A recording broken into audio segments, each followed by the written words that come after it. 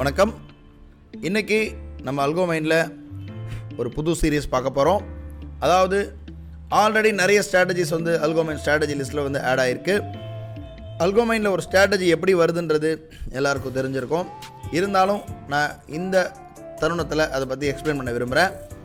யூஸ்வலாக அல்கோ மைண்டுடைய எங்களுடைய முக்கியமான பணிகள் என்னென்னு பார்த்தீங்கன்னா strategy development and strategy creation. அதாவது நீங்கள் ரொம்ப நாளாக மேனுவலாக ட்ரேட் பண்ணிகிட்ருக்கீங்க, அந்த ஸ்ட்ராட்டஜியை ஆட்டோமேட் பண்ணணுன்னா நாங்கள் உங்களுக்கு ஆட்டோமேட் பண்ணி தருவோம்.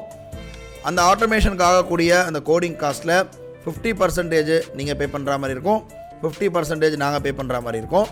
ஸோ அப்படி நாங்கள் ஷேர் பண்ணுற பட்சத்தில் அந்த ஸ்ட்ராட்டஜி அல்கோ மைண்ட் பிளாட்ஃபார்மில் ஸ்ட்ராட்டஜி லிஸ்ட்டில் வரும். இல்லை ஒரு வேளை எனக்கு அதை ஸ்ட்ராட்டஜியை வந்து மற்ற அல்கோ மைண்ட் யூசருக்கு ஷேர் பண்ண விருப்பம் இல்லை அப்படின்னீங்கன்னா நீங்களே அதுக்கு கோடிங்க்கு உண்டான காஸ்ட்டு ஃபுல்லாக பே பண்ணிவிட்டு நீங்கள் மட்டுமே யூஸ் பண்ணுறதுக்கு உண்டான ஆப்ஷனும் இருக்குது. இந்த மாதிரி நிறைய ஸ்ட்ராட்டஜிஸ் வந்து நிறைய உள்ள அல்கோ மைண்ட் பிளாட்ஃபார்மில் இருக்குது. Option buying strategy, selling strategy எல்லாமே இருக்குது.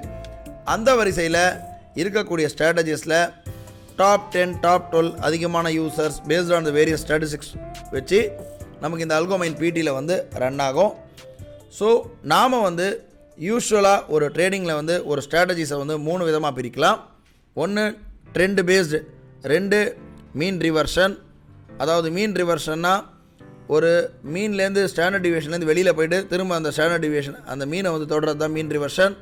ட்ரெண்ட் பேஸ்னால் தெரிஞ்சிருக்கும், ஒரு அப் ட்ரெண்டுனா அப் ட்ரெண்ட் சைடே இருக்கிறது, டவுன் ட்ரெண்ட்னா டவுன் ட்ரெண்ட் சைடே இருக்கிறது நம்முடைய கால். 3வது வந்து பிரேக் அவுட். பிரேக் அவுட்னா 15 minutes break out, 1 minute break out, இந்த மாதிரி நிறைய ஸ்ட்ராட்டஜிஸ் வந்து உள்ளே இருக்குது. வரக்கூடிய நாட்களில் ஒவ்வொரு ஸ்ட்ராட்டஜிஸை பற்றியும் நம்ம இன்டெப்த்தாக நம்ம பார்க்கலாம். அது இல்லாமல் நிறைய ஃபீச்சர்ஸ்லாம் வந்து உள்ளே ஆட் ஆகிட்டுருக்கு. முதல்ல இன்றைக்கி வந்து ஒரு புது ஸ்ட்ராட்டஜி அந்த அடிப்படையில் அந்த வரிசையில் ஆட் ஆகிருக்கு. அதை பற்றி நம்ம பார்ப்போம்.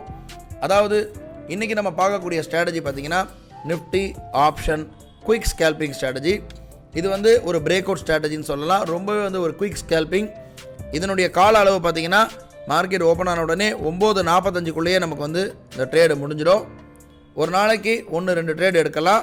இதனுடைய லாஜிக் பற்றி நான் எக்ஸ்பிளைன் பண்ணுறேன். நம்ம இப்போ பார்க்குறது நிஃப்டியுடைய 1 மினிட் டைம் ஃப்ரேம் சார்ட். இதனுடைய என்ட்ரி லாஜிக் என்னென்னு பார்த்தீங்கன்னா ரொம்ப சிம்பிள்.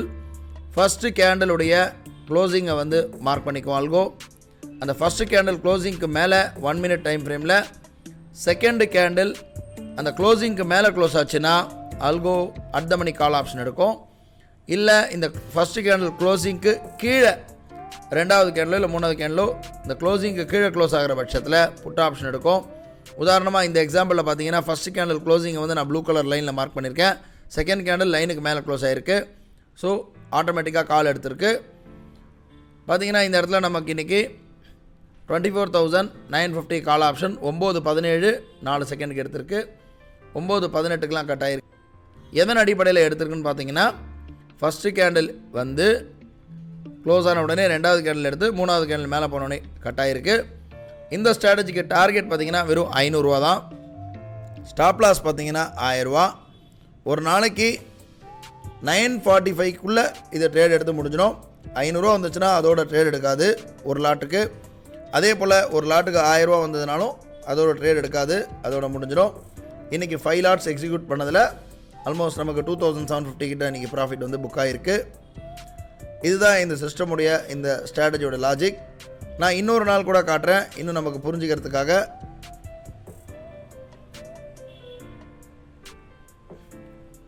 இப்போது இந்த இடத்துல பார்க்குறோம் 14ஆம் தேதி ஃபஸ்ட்டு கேண்டில் க்ளோசிங் வந்து நம்ம லைன் மார்க் பண்ணுறோம். செகண்ட் கேண்டில் மேலே க்ளோஸ் ஆகிருக்கு. க்ளோஸ் ஆகிட்டு டைரெக்டாக கீழே வந்து க்ளோஸ் ஆகிருக்கு. ஸோ முதல்ல மேலே க்ளோஸ் ஆகும்போது கால் எடுக்கும். அதுக்கு ஸ்டாப் லாஸ் டார்கெட்லாம் எதுவும் கிடையாது, ஒன்லி வேல்யூ ருப்பி வேல்யூவில் தான். ஸோ கீழே க்ளோஸ் ஆகிருக்கும். கீழே க்ளோஸ் ஆகும்போது அந்த காலை எக்ஸிட் பண்ணிவிட்டு புட்டு எடுத்திருக்கோம்.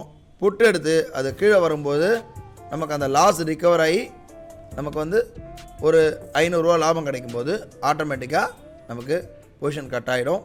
இதுதான் இந்த கான்செப்டுடைய முக்கியமான லாஜிக். அதாவது ஒன்ஸ் என்ட்ரி எடுத்ததுக்கப்புறம் ஒன்றா 500 ரூபா ப்ராஃபிட்டில் கட் ஆகணும், இல்லை 1000 ரூபாவில் கட் ஆகணும். இந்த இடத்துல பார்த்தீங்கன்னா சப்போஸ் 500 ரூபா 1000 ரூபா லாஸில் கட் ஆகாத பட்சத்தில் என்ட்ரி எடுத்து டோட்டலாக 500 ரூபா லாபம் வரும்போது இந்த இடத்துல கட் பண்ணியிருக்கோம். 9:45க்கு மேலே ட்ரேட் கிடையாது. இதுதான் இந்த சிஸ்டத்துடைய லாஜிக். நாளை வந்து ஒரு புது ஸ்ட்ராட்டஜி வீடியோவில் சந்திப்போம். நன்றி, வணக்கம்.